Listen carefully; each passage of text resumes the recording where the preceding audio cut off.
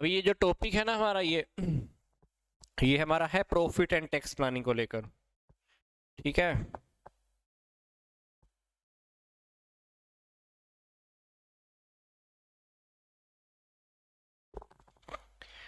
ये हमारा टॉपिक है प्रॉफिट एंड टैक्स प्लानिंग को लेकर। कहता है कि किसी भी बिजनेस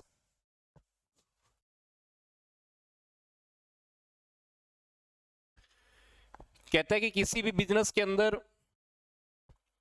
हमारा जो मेन टारगेट होता है ना, वो होता है प्रॉफिट मैक्सिमाइजेशन। हम सबसे पहले हमारा जो लेके चलते हैं ना, क्या रहता है कि हम प्रॉफिट्स को मैक्सिमम करें। तो किसी भी बिजनेस की प्रॉफिट कमाने की कैपेसिटी के ऊपर डिपेंड करता है। ठीक है, हमारा बिजनेस कितना सक्सेस नहीं है। तो it is a fundamental principle that the revenue must exceed expenditure. मतलब जो हमारी रेवेन्यू होनी चाहिए ना, वो एक्सपेंसिव से ज्यादा होनी चाहिए, तभी हम कह सकते हैं कि हमारा बिजनेस क्या है, सक्सेस है। तो प्रॉफिट प्लानिंग करना, टैक्स की प्लानिंग करना, ये हमारे लिए बहुत इंपॉर्टेंट टॉपिक है। ठीक है, तो प्रॉफिट प्लानिंग करना, टैक्स प्लानिंग करना, इससे पहले हमने ये तो देख ही लिया, कॉस्ट का टॉपिक देख लिया। तो profit planning is a systematic and the formula exercise to cut cost, raise revenue and check any future decline in the profitability. तो सबसे पहले हम बात करते हैं कि अगर प्रॉफिट प्लानिंग की बात करें तो प्रॉफिट प्लानिंग के अंदर क्या आएगा हमारे पास, estimation of the sale and the promotion. तो typically first step in the profit planning is the forecasting of the sale revenue. In estimation of sale revenue the following consideration should be kept in mind. तो sale revenue के अंदर हमको ये सारी बातें ध्यान रखनी पड़ती हैं। पहली बात, कैपेसिटी यूटिलाइजेशन। मतलब हम सबसे पहले ये देखें क्या हम अपनी कैपेसिटी को यूटिलाइज कर रहे हैं कि नहीं कर रहे हैं, क्योंकि अगर हम कैपेसिटी को यूटिलाइज नहीं कर रहे हैं तो हमारा क्या लगता है, प्रॉफिट जितना होना चाहिए वो उतना नहीं हो पाएगा। तो कहता है कि प्रॉफिट प्लानिंग के अंदर सबसे पहले जो बात होती है वो है कैपेसिटी यूटिलाइजेशन। तो low capacity utilisation in the first year of the operation, although the enterprise may not face any technical problem achieving a high rate of capacity utilise the first year. ठीक है, तो limitation of the power, marketing problem, etc. Therefore, the entrepreneur should assume low capacity utilization in the first year and the rise thereafter gradually to the maximum level। कहता है कि जब भी हम कोई बिजनेस खड़ा करते हैं तो ऐसा हो सकता है कि पहले साल के अंदर हमारे पास प्रॉफिट इतने ज्यादा ना हो, सेल इतनी ज्यादा ना हो, और फिर हमको ये लेके चलना है कि वो धीरे धीरे इंक्रीज भी हो जाएगा। फिर स्टॉक ऑफ फिनिश गुड्स। कहता है कि एंटरप्रेन्योर को देखना चाहिए कि हमारे पास जो फिनिश्ड गुड्स का जो लेवल है ना, हमारे पास कम से कम मेंटेन हो। तो ये एज्यूम किया जाता है कि production would be equal to the sale. कम से कम प्रोडक्शन हमारा इतना तो हो कि हम गुड्स को सेल करते रहें। तो हमारे पास फिनिश्ड गुड्स का अगर स्टॉक नहीं भी मेंटेन करे तो इट्स ओके, बट कम से कम हमारी जो गुड्स का हम प्रोडक्शन कर रहे हैं वो इतनी होनी चाहिए कि जितनी हमारी सेल बराबर बराबर चलती रहे। फिर determining selling price. Selling price को भी अपने ध्यान में रखना होता है। प्राइस रीजनेबल होना चाहिए, सारे टैक्सेस को ध्यान में रखना चाहिए, सेलिंग एक्सपेंसिव को ध्यान में रखना चाहिए। तो ये सारे हमको सेलिंग प्राइस का भी एस्टिमेशन करना होता है। Current selling price, the selling price used be the present selling price. It is the generally assumed by the financial institution that the change in the selling price will be matched in the proportionate change in the cost of the production. कहता है कि अगर cost of production के अंदर हमारा change होता है तो उसके अकॉर्डिंग हमारा सेलिंग प्राइस भी इंक्रीज हो सकता है। मान लो प्रोडक्शन की कॉस्ट बढ़ रही है तो सेलिंग प्राइस क्या होगा, बढ़ जाएगा। तो ये सारी बातें भी अपने को ध्यान में रखनी होती है। Estimation in the sale. फिर प्रॉफिट की अगर बात करें तो प्रॉफिटेबिलिटी प्रोजेक्शन के अंदर हमको क्या रेडी करना, तो ये देख लो। प्रॉफिट के बारे में अगर हमको सोचना हो, डिस्कस करना हो, सोच समझना हो कि प्रॉफिट हमारा फ्यूचर में कितना हो सकता है, फ्यूचर का हमें प्रॉफिट के बारे में एस्टिमेशन लगाना है, तो हमारे पास सबसे पहले है हमारे पास projected profit and loss account, projected balance sheet, projected cash flow statement and the break even analysis. ये चारों वो टेक्निक है जिन टेक्निक्स की हेल्प से हमारी सेल, कॉस्ट ऑफ प्रोडक्शन का कंपैरिजन अगर हम करा लें तो हमको प्रॉफिट के बारे में तो एस्टिमेशन आ ही जाएगा। तो प्रॉफिट के बारे में एस्टिमेशन लगाने के लिए सबसे पहले हमारे पास जो होता है वो है projected profit and loss account.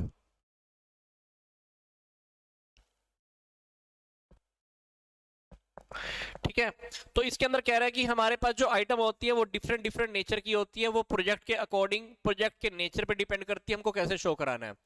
मतलब एक प्रॉफिट एंड लॉस तो अकाउंट तो हम बनाते हैं कि जब प्रोजेक्ट पूरा हो गया फाइनेंशियल ईयर के लास्ट में, वो तो नॉर्मल हो गया प्रॉफिट एंड लॉस अकाउंट।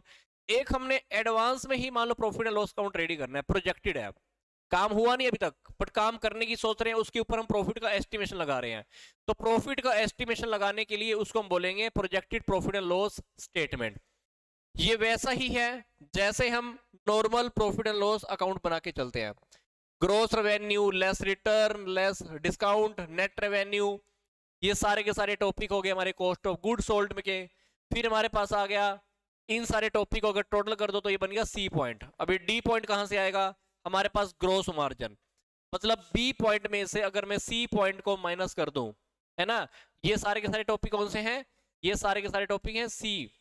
तो बी में से अगर मैं सी को माइनस कर दूं तो मेरे पास क्या आ गया, मेरे पास आ गया gross profit, gross margin. Gross margin में से सेलिंग एक्सपेंसेस एडमिनिस्ट्रेटिव एक्सपेंसेस ये सारे माइनस कर दो तो मेरे पास आ गया profit before interest and tax.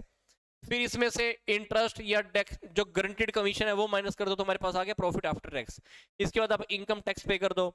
तो ऐसे करते करते हमारे पास प्रोजेक्टेड कहीं ना कहीं प्रॉफिट एंड लॉस अकाउंट से हमको पता चल जाता है कि फ्यूचर में हमें कितने प्रॉफिट होने की संभावनाएं हैं।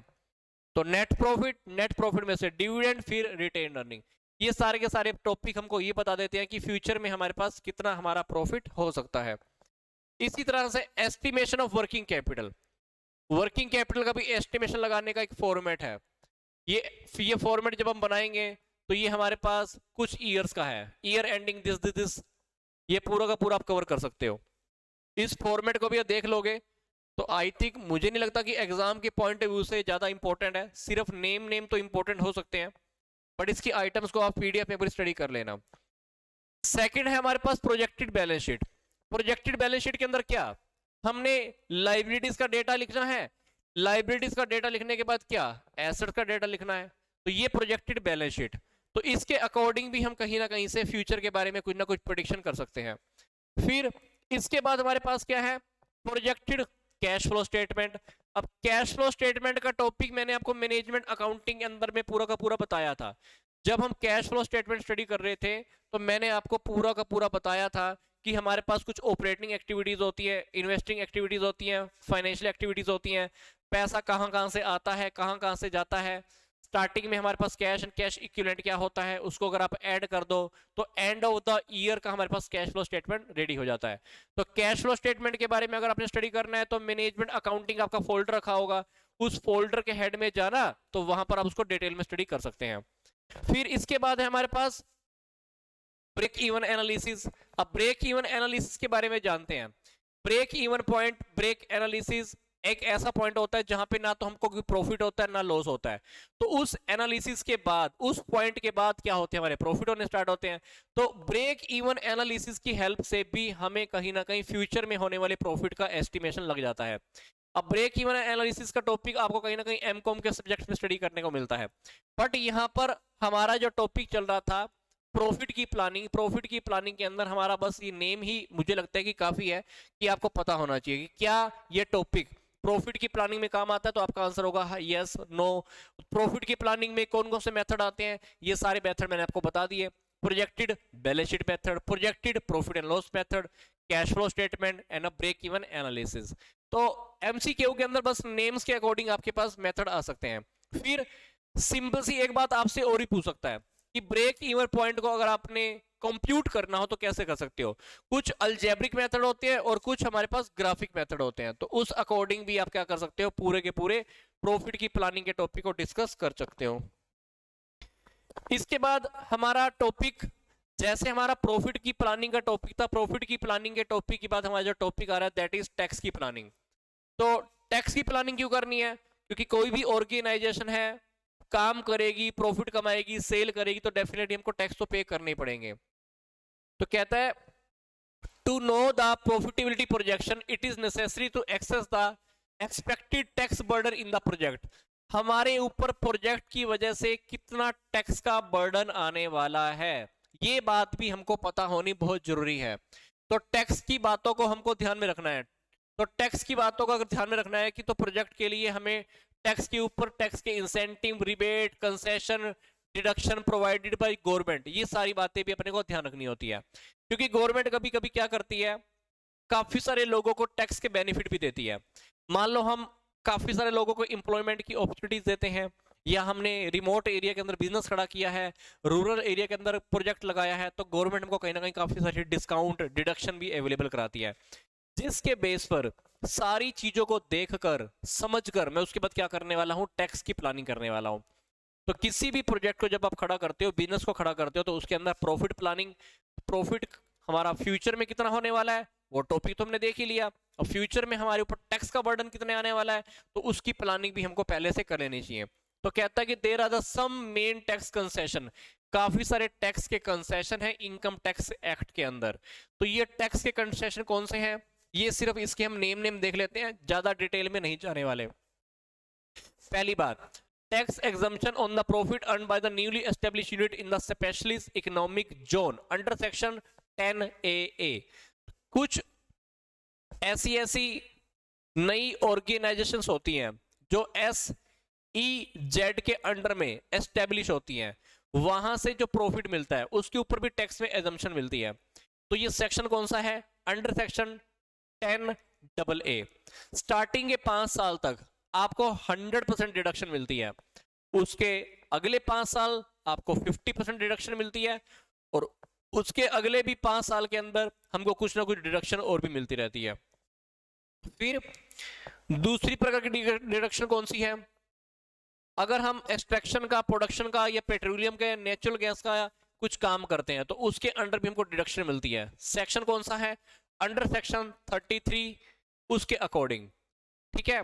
ए sum deposited in the special account, फिर या 20% of the profit of such business whatever is less. इस टाइप का जो भी हम बिजनेस कर रहे हैं, उस टाइप के बिजनेस के प्रॉफिट का हमको 10% हमको वहां पे भी डिडक्शन मिलती है।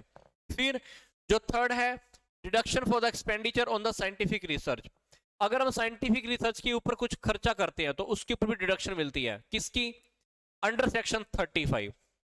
इसी तरह से अगर हम लाइसेंस को ऑब्टेन करने के लिए operate telecommunication sector, telecommunication sector जो है, अगर उसके लाइसेंस को ऑब्टेन करने के लिए हम कैपिटल एक्सपेंडिचर करते हैं, तब भी हमको डिडक्शन मिलती है। सेक्शन क्या है, 35A(b). तो ये सारी बातें हमको टैक्स की प्लानिंग में ध्यान रखनी होती है, सारी डिडक्शन को लेकर। फिर इसी तरह से हमारी डिडक्शन मिलती है, deduction of for expenditure on the eligible product और स्कीम अंडर सेक्शन 35AC। तो इसमें हमको जो डिडक्शन मिलती है वो मिलती है 100%। मतलब जो हमारे भी एलिजिबल प्रोजेक्ट हैं, जो गवर्नमेंट ने बोले हुए हैं, गवर्नमेंट प्रमोट करती है, उन प्रोजेक्ट के अकॉर्डिंग अगर हम कुछ काम कर रहे हैं, उसी प्रोजेक्ट को अगर हम सक्सेसफुल कर रहे हैं, उसी प्रोजेक्ट पे काम आगे की ओर लेके जा रहे हैं, तो वो प्रोजेक्ट के ऊपर हमको 100% डिडक्शन मिलती है। सेक्शन कौन सा है, 35AC। फिर इसी तरह से अगर कुछ बिजनेस बहुत स्पेसिफाई है, उस बिजनेस के ऊपर अगर हम कुछ काम करते हैं, तो हमको उसके ऊपर भी 100% डिडक्शन मिलती है। और उस बिजनेस को लेकर अगर हम कुछ लैंड, बिल्डिंग या कुछ फाइनेंशियल कुछ लेते हैं, तो उसके ऊपर भी हमको डिडक्शन मिलती है। जैसे हमने कोई नया बिजनेस ऑपरेट करना है, setting and operating the cold chain facility, warehousing facility, storage की, या क्रॉस कंट्री हम नेचुरल गैस या क्रूड का कुछ पाइपलाइन डिस्ट्रीब्यूट करना है, तो इनके ऊपर भी हमको पूरा का पूरा 100% डिडक्शन मिलता है, ठीक है।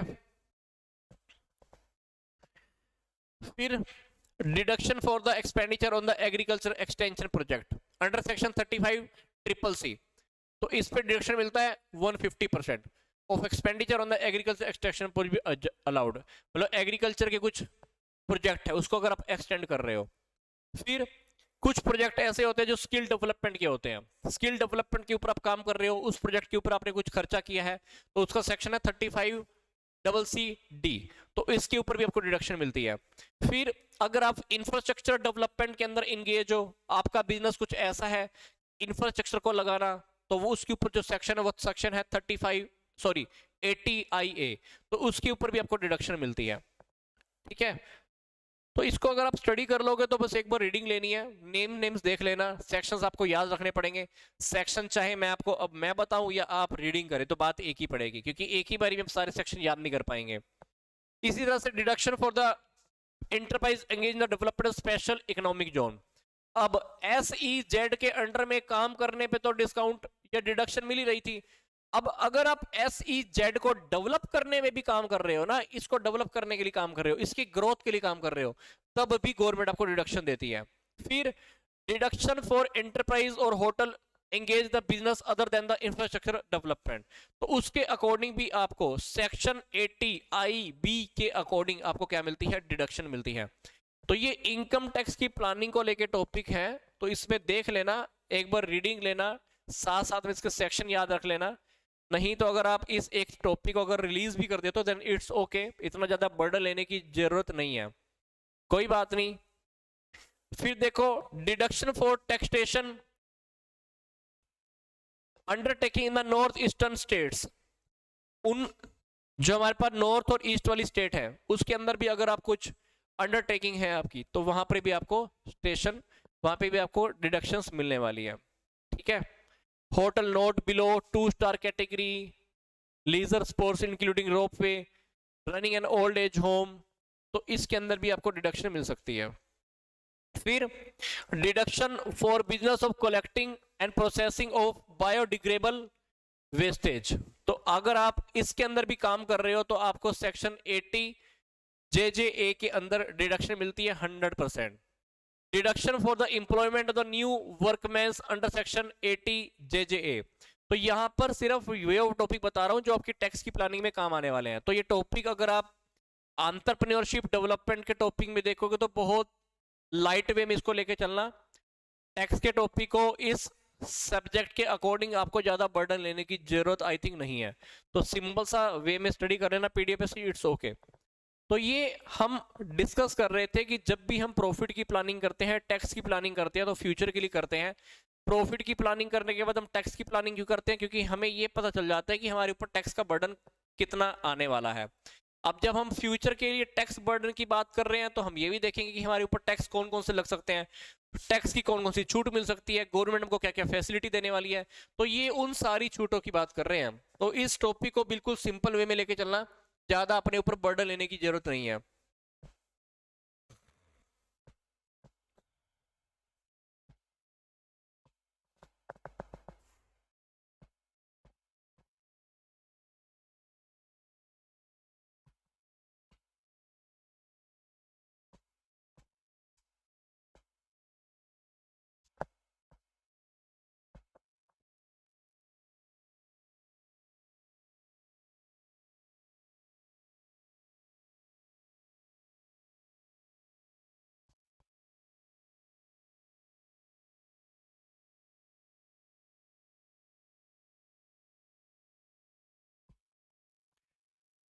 अब है हमारे पास एंटरप्रेन्योरशिप डेवलपमेंट प्रोग्राम्स, ठीक है। एंटरप्रेन्योरशिप डेवलपमेंट प्रोग्राम का क्या मतलब है, a programme conducted to help a person in strengthening his entrepreneurship motive and the acquiring skill and capabilities required for the promoting and running an enterprise efficiently.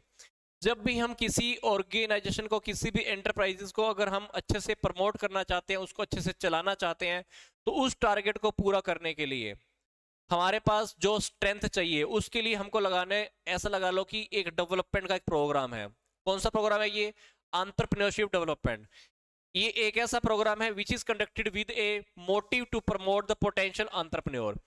इस programme के through हम क्या करते हैं, जो हमारे एंटरप्रेन्योर इच्छित हैं उनको हम प्रमोट करने का काम करते हैं, उनके मोटिव को अंडरस्टैंड करना, उनके पैटर्न को मोटिवेट करना, their impact on the behavior and the entrepreneurial value world is the termed as the entrepreneurship development program। मतलब ये वाले वो प्रोग्राम होते हैं जो नए नए बिजनेसमैन की थिंकिंग को डेवलप करने का काम करते हैं, उनको प्रमोट करने का काम करते हैं, नई नई सोच वो आगे लेकर आए, आप ऐसा समझ लो, ठीक है। कोई ना कोई ऐसा प्रोग्राम तो होता ही होगा, तो उस प्रोग्राम को इन्होंने नाम बोल दिया एंटरप्रेन्योरशिप डेवलपमेंट प्रोग्राम। इस प्रोग्राम के अंडर में क्या होता है, जो भी हमारे एंटरप्रेन्योर होते हैं, जो भी हमारे लोग होते हैं जो नए नए आइडियाज के साथ आते हैं, उनको हम प्रमोट करने का काम करते हैं, उनको हम मोटिवेट करने का काम करते हैं, उनके पैटर्न को मोटिवेट करने का काम करते हैं, उनकी जो थिंकिंग है ना, उनका जो बिहेवियर है एंटरप्रेन्योर को लेकर, उनको हम डेवलप करने का काम करते हैं। तो ये एंटरप्रेन्योरशिप डेवलपमेंट प्रोग्राम, तो इसके अंदर हम जो भी करते हैं सब कुछ हम ऑर्गेनाइज्ड वे में और सिस्टमैटिक वे में करते हैं, ये सिस्टमैटिक डेवलपमेंट होती है। इसलिए it is now regarded as a tool of the industrialisation and a solution to the unemployment problem. ये इससे फायदा क्या होगा, इससे एक तो हमारी इंडस्ट्रीज खड़ी होने वाली हैं, दूसरा बेनिफिट क्या होगा, इससे जो हमारी अनएम्प्लॉयमेंट की, जो बेरोजगारी की जो प्रॉब्लम है ना, वो भी सोल्व होने वाली है। तो एंटरप्रेन्योरशिप डेवलपमेंट प्रोग्राम को इन्होंने शॉर्टकट में यहाँ पर ईडीपी भी बोला हुआ है। क्या? EDP, entrepreneurship development programme. ये इस बिलीफ पर डिपेंड करता है that individual can be developed, their outlook can be changed and their ideas can be converted into action through a organized and a systematic program।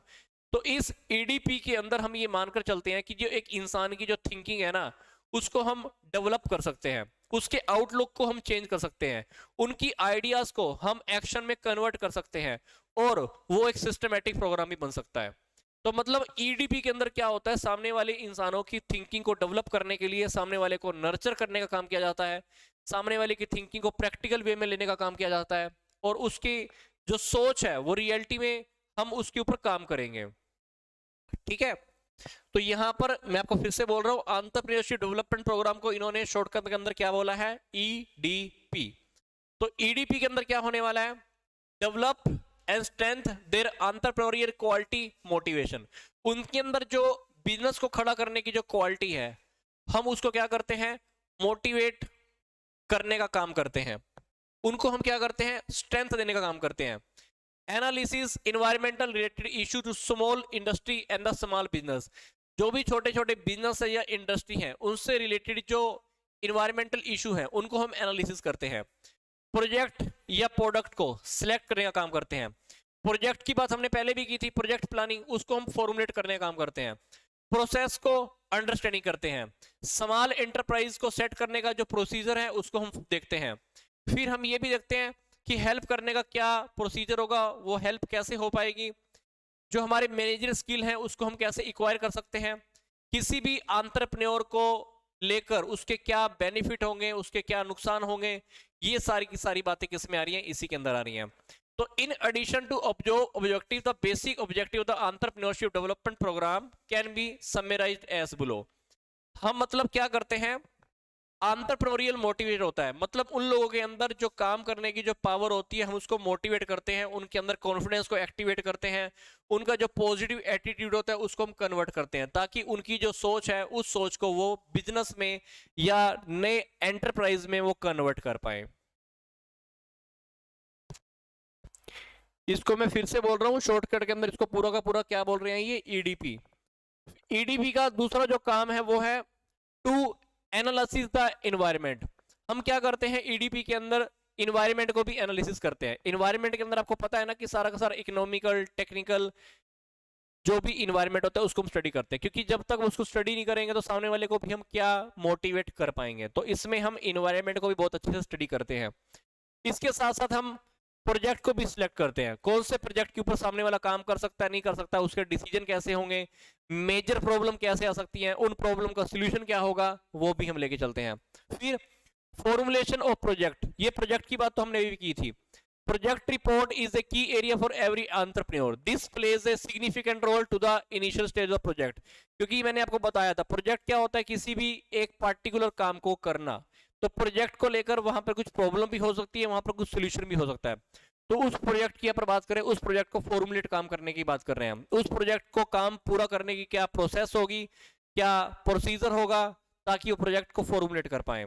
फिर to acquire the basic managerial skill, सामने वाले के अंदर कौन कौन सी management की skills है उसको हम कैसे कैसे अचीव करा सकते हैं, कैसे सामने वाले के अंदर वो चीजें डेवलप कर सकते हैं, ये भी।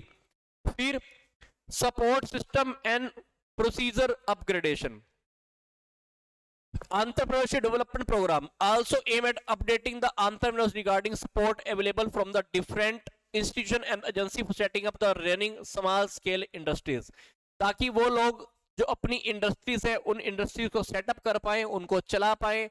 उनको सपोर्ट कहां कहां से मिलेगा, ये भी हम उनको सिस्टम से अपडेट कराते हैं। फिर उनको अप्रोच करते हैं, वो उनको अप्लाई भी करते हैं, ये सारी। फिर develop a broad view about the business, उनका हो सकता है कि बिजनेस को करने का पर्सपेक्टिव थोड़ा सा छोटा हो, हम उनके अंदर ये चीज भी डेवलप कर देते हैं कि बिजनेस को ग्रो करना है, तुमको बिजनेस को बढ़ाना है, तो बिजनेस का एक बहुत बड़े वाला पर्सपेक्टिव उनके माइंड में फिट किया जाता है। तो ये बात यहां पर। Exposure to project feasibility study, अब फिजिबिलिटी स्टडी का टॉपिक तो हमने पहले भी स्टडी किया था कि उनके मन में एक विचार होता है, उस विचार को लेकर हम क्या करते हैं, इन्वायरमेंट को स्टडी करते हैं। इन्वायरमेंट को स्टडी करने के बाद हम क्या करते हैं, फिजिबिलिटी स्टडी करते हैं, फिजिबल स्टडी। उसके अंदर हम क्या करते हैं, जो उसके मन में आइडिया था, उस आइडिया के सक्सेस होने की क्या पॉसिबिलिटी है। जब हम उस आइडिया को पॉसिबल करेंगे तो हमारे सामने क्या क्या प्रॉब्लम आएंगी, उस प्रॉब्लम के कितने सोल्यूशन होंगे, ये सारी बातें किसमें, फिजिबिलिटी स्टडी में। तो काफी सारे एक्सपेक्ट हमको उस फिजिबल स्टडी में देखने जाते हैं, किसको लेकर, किसी प्रोजेक्ट को लेकर। तो ये था हमारा ईडीपी का टॉपिक। फिर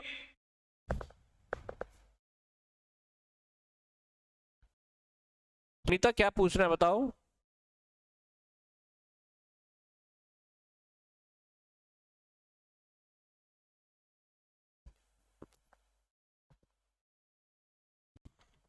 क्योंकि वो टॉपिक जब कंटिन्यू कर लेता हूँ, टॉपिक के बीच में कई बार मैं रुकना अच्छा नहीं समझता, फिर टॉपिक बार बार ब्रेक होता रहता है।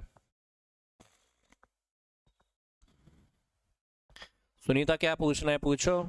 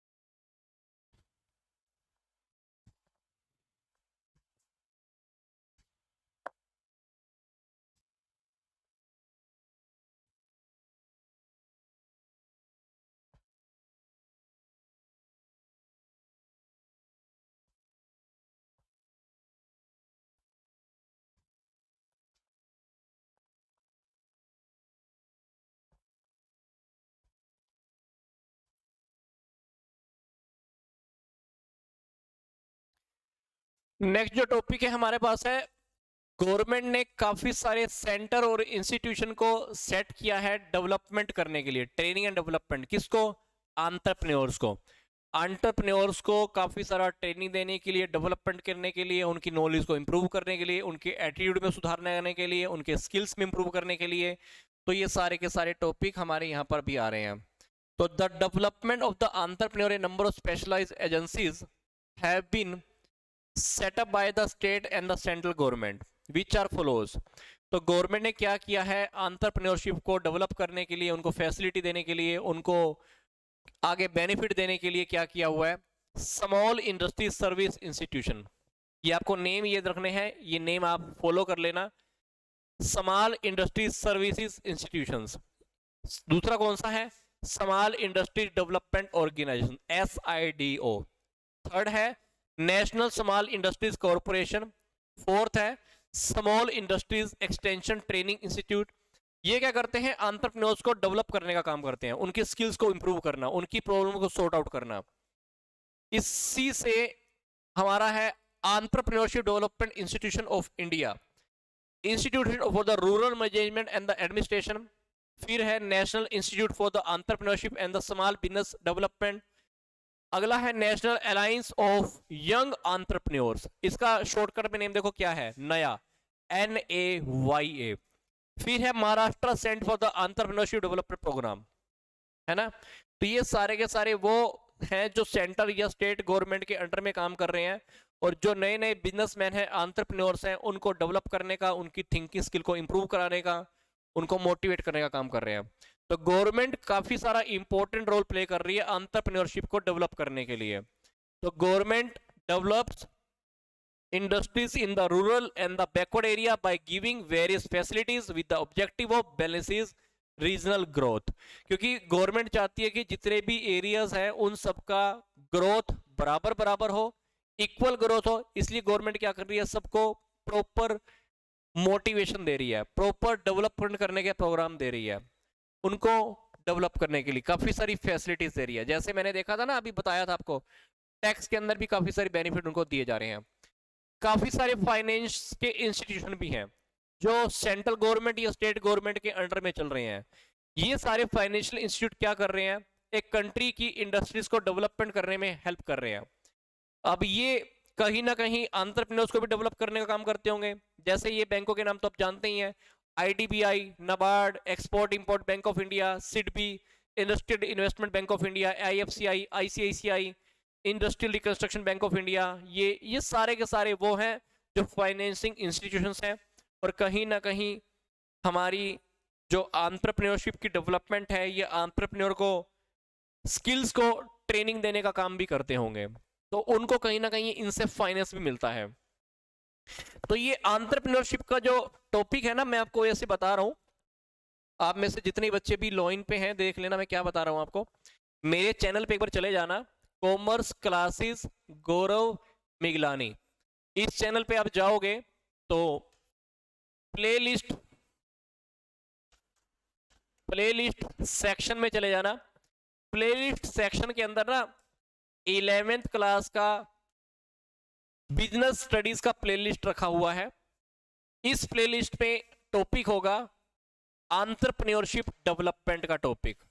ये टॉपिक एक बार आप जरूर स्टडी कर लेना, इस वीडियो को एक बार आप जरूर देख लेना। इसी के साथ साथ आप स्टार्टअप इंडिया, ये टॉपिक भी जरूर देख लेना एक बारी।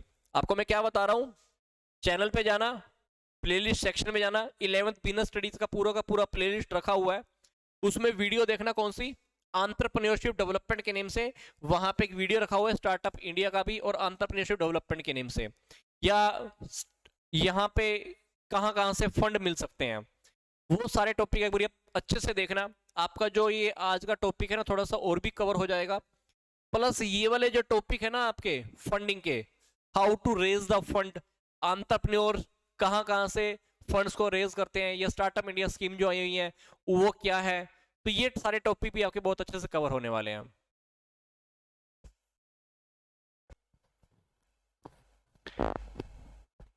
सुनीता, उसके अंदर सिर्फ सेक्शंस या नेम्स याद रख लो काफी है, वो टॉपिक वैसे ज्यादा डेप्थ में जाने का है नहीं, क्योंकि हर सब्जेक्ट में से देखा जाए तो 2 या 3 नंबर का ही नंबर का क्वेश्चन आना है, तो इतना डिटेल में ज़्यादा जाने की ज़रूरत आई थिंक मुझे लगता नहीं है, तो इसलिए वो सारे टॉपिक्स में शॉर्टकट में लेके चल रहा हूँ।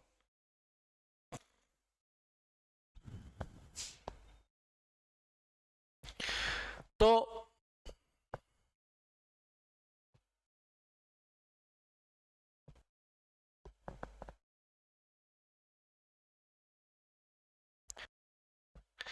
अब जो हमारा टॉपिक है ना वो है स्किल साथी। स्किल साथी ये प्रोग्राम ना गवर्नमेंट ने कहीं ना कहीं लॉन्च किया था।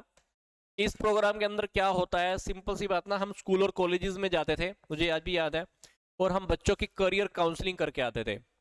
तो एक क्वेश्चन पेपर था जो गवर्नमेंट ने दिया हुआ था, वो क्वेश्चन पेपर हम मोबाइल में ही फिल करा लेते थे, जैसे हमने देखा था गूगल फॉर्म होता है, तो वैसे ही फॉर्म था, तो वैसे ही फॉर्म हम बच्चों से भरवाते थे, बच्चों के कुछ क्वेश्चंस होते थे, उनकी करियर की काउंसलिंग की जाती थी। दैट इज स्किल साथी। तो स्किल साथी प्रोग्राम के अंदर क्या है, 1 करोड़ बच्चों को काउंसिल करने का प्रोग्राम रखा गया था, जिनकी एज थी 15 से 35 साल। स्कूल कॉलेज के बच्चे थे या ड्रॉप आउट थे या यंग बच्चे थे, वो कम्युनिटी हो सकते थे, कॉलेज की हो सकते थे, या polytechnical student, ITI, diploma, graduate, post graduate, NEET category, तो उन लोगों को यहाँ पर काउंसलिंग किया गया था। कब से ये प्रोग्राम शुरू हुआ था, अगस्त 2018 में। तो counselling will be conducted on the standardised module conduct as defined by the NSDC या एमएसडीई। ठीक है, तो स्किल साथी स्कीम के अंदर क्या गवर्नमेंट के ऑब्जेक्टिव थे, उन लोगों को अवेयर करना नए नए इंडिया में जो भी वोकेशनल एजुकेशन है, जो भी अपॉर्चुनिटीज है, उनको इस बारे में बताया गया था। फिर sensitise available market opportunities, market में कौन कौन सी अपॉर्चुनिटीज अवेलेबल है, ये सारी की सारी बातें बताई गई थी उनको। फिर psychometric testing and the face to face counselling, तो जब भी उनसे बात की गई थी तो वो टेस्टिंग के अंदर कुछ क्वेश्चन ऐसे थे, सामने वालों का मनोवैज्ञानिक टेस्ट भी हो गया था और 1-to-1 सबसे कम्युनिकेट किया गया था, उनका मतलब सबसे 1-to-1 सबसे बात की गई थी, काउंसलिंग हुई थी। फिर फैसिलिटेट अंडरस्टैंडिंग, तो इससे काफी सारे लोगों के बारे में हमको समझ में भी आया था। तो ये सारी की सारी, तो स्किल साथी के क्या की फीचर रहे हैं? To counsel 1 crore candidate pan India over from August 2018। 2018 से काम शुरू हुआ था, तो वहां पर 1 करोड़ बच्चों की यहाँ पर काउंसलिंग की गई थी। टारगेट बेनिफिशियर कौन थे? जिसमें 15 से 35 साल के लोग थे, कॉलेज के हो सकते हैं, आईटीआई के हो सकते हैं, पॉलिटेक, मतलब जो भी थे वो 15 से 35 साल के थे। ग्रेजुएट, पोस्ट ग्रेजुएट, नीट के डिप्लोमा स्टूडेंट, सारे के सारे थे। फिर तीसरा की पॉइंट क्या है? उनको अवेयरनेस देना और उनकी गाइडेंस करना। फिर उनको कैपेसिटी बिल्डिंग करना। कभी कभी कुछ लोग भूल जाते हैं ना कि मेरे को भी काम करना आता है, तो कभी कभी जैसे कुछ लोग मोटिवेट नहीं होते, तो उनको मोटिवेट करने का काम भी इसी में ही था। स्किल्स ऑन द व्हील्स, तो skills on the wheels will be part of skills साथ इन द ऑर्डर तो create awareness but skill development. मतलब गांवों के अंदर ये क्या था, कुछ व्हीकल्स ही टूर किए गए थे, जैसे गाड़ियां होती हैं, गाड़ियों के ऊपर बैनर लगे होते हैं, तो ये सारा जो दिया जा रहा था कहीं ना कहीं, वो एक एक जगह पे जाके हम लोगों को क्या कर रहे थे, प्रमोट, मतलब इस प्रोजेक्ट को प्रमोट कर रहे थे। ठीक है, इसमें माइंड मैपिंग भी था, साइकोमेट्रिक टेस्ट थे, इंटरेस्ट मैपिंग, वो सारे के सारे टेस्ट हो गए थे इसके अंदर। मतलब काफी सारे टाइप के क्वेश्चन थे, वो क्वेश्चंस पूछ पूछ के उनके गूगल मैप भर भर के सामने वालों की पूरी कहीं ना कहीं बातों के बारे में पता चल गया था। ठीक है, तो ये स्किल्स का थी प्रोग्राम था। तो स्किल्स का थी के बाद मैं जो टॉपिक अब बताने जा रहा हूं वो है स्टार्टअप इंडिया स्कीम। तो startup India scheme is the initiative of the government of India 2016। और वैसे मैंने आपको भी बता भी दिया कि आप मेरे चैनल पे जाओगे तो वहां पे स्टार्टअप इंडिया स्कीम के बारे में थोड़ा सा ज़्यादा डिटेल है। वीडियो को अगर आप एक बार भी ध्यान से देख लोगे तब भी आपका वो अच्छे से कवर हो जाएगा। मैं एक बार देख लेता हूँ वीडियो कितने मिनट का था वो, सेकंड होल्ड करना। स्टार्टअप इंडिया स्कीम,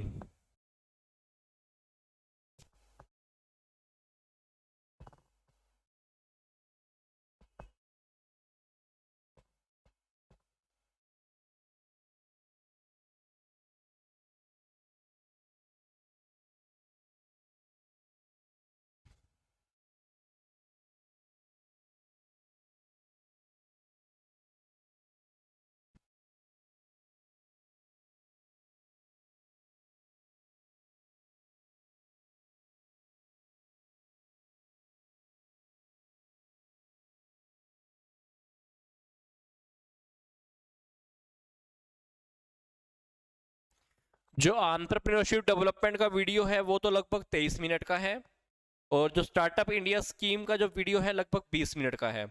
तो लगभग आपके 50 मिनट के अंदर काफ़ी सारी चीज़ें आपकी कवर हो जाएंगी, only 50 minute. Startup India scheme के अंदर मैंने इसका meaning, feature, condition, registration, funds कहाँ कहाँ से आ सकते हैं, ये मैंने सब यूट्यूब पे अपलोड किया हुआ है, तो वहाँ से भी आप देखना चाहे तो बहुत अच्छे से देख पाएंगे, क्योंकि यहाँ पे तो बिल्कुल शॉर्टकट में अवेलेबल है आपके पास कंटेंट। तो वो कंटेंट फिलहाल पूरा अपलोडेड है, देख लेना, स्टार्टअप इंडिया स्कीम। और उस वीडियो में टाइम स्टैम्प भी हैं, अगर आप वीडियो कहीं से ब्रेक करके सेकंड या थर्ड टॉपिक पे जाना चाहते हैं तो वहां से भी आप देखेंगे, तो भी आपका टॉपिक बहुत जल्दी कवर हो जाएगा। तो स्टार्टअप इंडिया स्कीम, और मैं आपको दूसरा टॉपिक कौन से रिक्वेस्ट कर रहा हूँ, एंटरप्रेन्योरशिप डेवलपमेंट। उसके अंदर एंटरप्रेन्योर कौन होता है, एंटरप्रेन्योरशिप क्या है, एंटरप्राइज क्या होती है, concept, definition, need, process, meaning, और हमारे पास फीचर, एडवांटेजेस, सारे के सारे टॉपिक दिए हुए बहुत इजी है। तो एक बार थोड़ा सा टाइम इन्वेस्ट कर लेना, आपको बुक के बारे में थोड़ी क्लैरिटी हो जाएगी कि बुक के अंदर रियलिटी में है क्या। तो स्टार्टअप इंडिया स्कीम का भी टॉपिक ध्यान से स्टडी कर लेना। तो यहाँ पे क्या कह रहा है, स्टार्टअप इंडिया स्कीम की शुरुआत रियलिटी में 2016 में की गई थी। उसका जो प्राइमरी ऑब्जेक्टिव था वो था नए स्टार्टअप्स को प्रमोट करना, एम्प्लॉयमेंट जनरेट करना, कंट्री के लिए वेल्थ को क्रिएट करना। तो स्टार्टअप इंडिया स्कीम के अंदर काफ़ी सारे प्रोग्राम थे, वो सारे के सारे बनाए गए थे। मेन पंगा ये था कि कुछ लोगों को तो नौकरियां मिल जाएं और कुछ लोग खुद की जॉब, खुद का जो सेटअप है वो सेटअप या स्टार्टअप लगा सकते हैं। तो कुछ लोगों के अंदर कई बार आइडियाज होते हैं ना, नए नए आइडियाज तो आ जाते हैं, पर बिजनेस लगाने के लिए पैसा नहीं है। तो बिजनेस लगाने के लिए पैसा चाहिए, तो गवर्नमेंट ने कहीं ना कहीं से प्रमोट करना स्टार्ट किया था कि तुम लोग प्लानिंग करो, तुम लोगों को पैसा मिल जाएंगे। तो ये सारे के सारे मैनेज कहाँ पे हो रहे थे प्रोग्राम, ये मैनेज हो रहे थे department for industries policies and the promotion. इसको शॉर्टकट पे क्या बोला गया इन्होंने, DPIIT। ये इसके अंडर में सारे के सारे प्रोग्राम काम कर रहे थे, department for industrial policy and promotion, इसके अंडर में सारे के सारे काम कर रहे थे। तो स्टार्टअप की मीनिंग क्या है? Any company which fall in the below list of the category will be called the startup. तो एज ऑफ द कंपनी, तो अगर किसी कंपनी को आपने स्टार्टअप के अंदर लाना है तो उसको स्टार्ट किए हुए 10 साल से ज्यादा ना हो गए हो तो अगर उसको ले सकते हो। Type of the company, should have the, उसका रजिस्ट्रेशन है तो प्राइवेट कंपनी, प्राइवेट लिमिटेड के फॉर्म में रजिस्टर हुआ हो या पार्टनरशिप फर्म में या एलपीपी में, तो उसको भी आप स्टार्टअप में ले सकते हो। उसका जो एनुअल टर्नओवर है वो 100 करोड़ से ज्यादा नहीं होना चाहिए किसी भी फाइनेंशियल ईयर के अंदर। तो ये अगर सारी कंडीशन है तो उसको स्टार्टअप में ले सकते थे। तो स्टार्टअप में लेने के लिए काफी सारे बेनिफिट मिलते थे और गवर्नमेंट ने बेनिफिट देने भी स्टार्ट किए थे। ठीक है, फंडिंग मिली, इंसेंटिव मिले, गवर्नमेंट ने टैक्स में छूट दी, काफी सारे लोगों ने स्टार्टिंग में फंडिंग की, कुछ लोगों ने बाद में बेनिफिट दिए। तो कहीं ना कहीं से काफी सारे लॉज में छूट मिला। स्टार्टिंग में आपके ऊपर लेबर लॉ नहीं लगेगा, आपको टैक्स में बेनिफिट मिल जाएंगे, ये बेनिफिट वो बेनिफिट, ये सारे के सारे कहीं ना कहीं स्टार्टअप इंडिया स्कीम के अंडर में आए थे। तो गवर्नमेंट ने अल्टीमेटली यूथ को प्रमोट करने के लिए लोगों को एम्प्लॉयमेंट मिल जाएगा, तुमको खुद का काम मिल जाएगा, तो इसलिए यहां पर स्टार्टअप इंडिया स्कीम आई थी। ठीक है,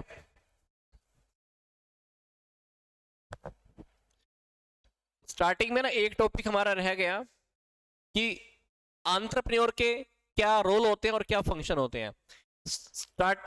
एंटरप्रेन्योर के रोल और फंक्शंस का छोटा छोटा टॉपिक है, हम लास्ट में देख रहे हैं क्या है। एंटरप्रेन्योर का रोल क्या है, कि टॉपिक आपके सिलेबस में है, स्टार्टिंग में हमने कवर नहीं किया है। यहाँ पे समझ लेना कि एंटरप्रेन्योर का क्या रोल है। ये टॉपिक इसका है रोल का। तो रोल के अंदर क्या, वो क्या करता है, find a problem and people will pay you to solve. वो एंटरप्रेन्योर क्या करता है, प्रॉब्लम को देखता है कि सोसाइटी में क्या प्रॉब्लम चल रही है, उस प्रॉब्लम को कैसे सोल्व किया जाएगा। और उस प्रॉब्लम को जब आप सोल्यूशन ढूंढ लेते हैं, जब आप सोसाइटी को वो सोल्यूशन देते हैं, तो लोग उस सोल्यूशन के लिए आपको पेमेंट भी करते हैं। फॉर एग्जाम्पल, मान लो कोई ऐसी टेक्निकल प्रॉब्लम चल रही है, उस टेक्निकल प्रॉब्लम का मार्केट में कोई समाधान ही नहीं है, आपने मन बनाया, उस प्रॉब्लम को सोल्व करने के लिए बिजनेस खड़ा किया, मार्केट के अंदर एक नया सोल्यूशन आया, वो समाधान जब आप लोगों को दे रहे हो, तो बताओ वो समाधान पाने के लिए लोग आपका पेमेंट आपको करेंगे कि नहीं करेंगे? बिल्कुल करेंगे। तो उस